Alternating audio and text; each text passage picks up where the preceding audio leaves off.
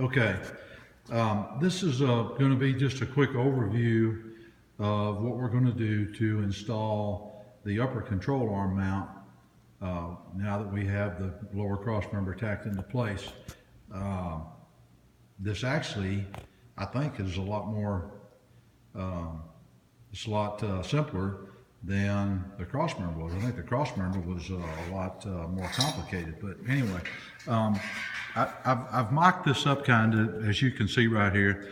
I've got the lower A-frame on the cross member with the bolt ran through it to hold it in place.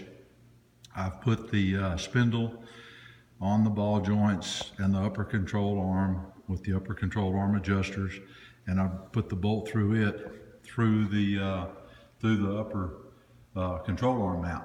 Okay, so what we're going to end up here when we're finished is we've got to have 12.5 inches from the center of the coilover mount on the bottom to the center of the coilover mount on the top.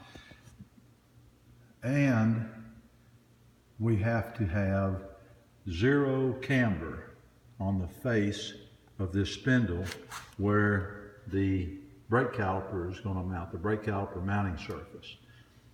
And the other thing is on the upper control arm mount, you can see here, I don't know if you can see it or not, you may be able to see it, there's an upward angle through the mount. And you want the mount to tilt up on the front of the mount. So you have a left and right, even though they're not marked left and right, you'll have to lay them down, look at them, and figure out the high side goes towards the front. Okay, your frame, the top of your frame rail is not parallel to the ground. It's not level. And so what we're going to do is we're going to measure from the floor to the center of the control arm mounts on each side of this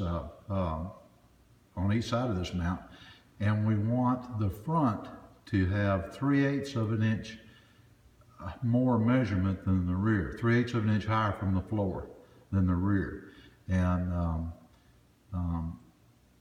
so we're going to have to cut it to get the right height, front to rear.